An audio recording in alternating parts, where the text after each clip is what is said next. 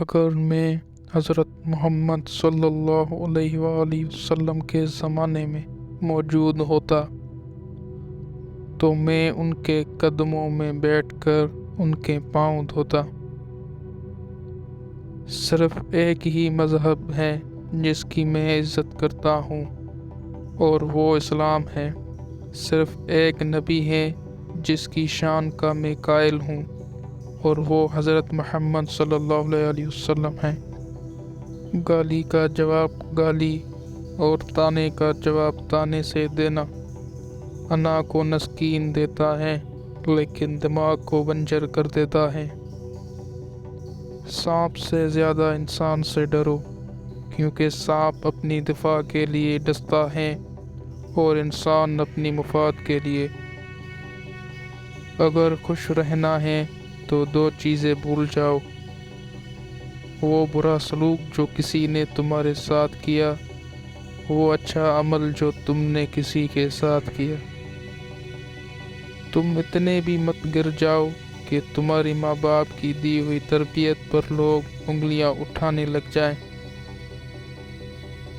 ہم اس وقت بدترین ذہنیت کا مظاہرہ کرتے ہیں جب کوئی گمراہ انسان راہ راست پر آنے کے بعد ہمیں نیکی کی تلقین کرے اور ہم اس کا ماضی لے کر بیٹھ جائیں۔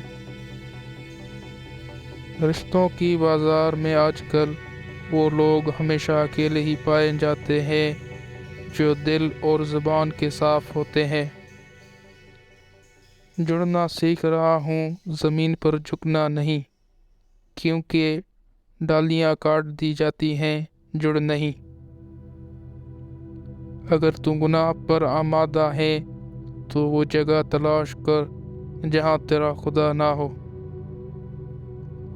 اوروں کے لیے جیتے تھے تو کسی کو شکایت نہ تھی، تھوڑا سا اپنے لیے کیا سوچ لیا، زمانے کے لیے خود غرض ہو گئے۔ دیمک اور انسان میں فرق صرف اتنا ہے کہ دیواریں کھڑی کرتا ہے، ایک دیواریاں گراتا ہے۔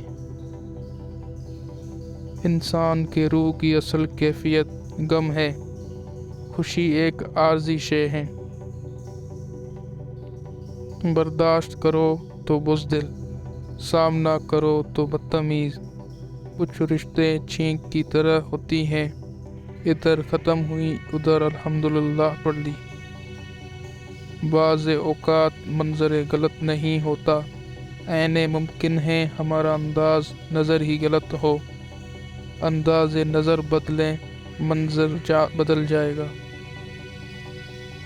عورت ایک خوبی ہے، وہ محبت انسان سے شروع کرتی ہے اور خدا پر ختم کر دیتی ہے۔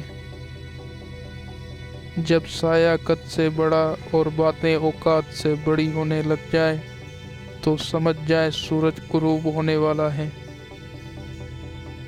جب تعلیم کا بنیادی مقصد نوکری کا حصول ہو تو معاشرے میں نوکر ہی پیدا ہوتے ہیں، رہنما نہیں۔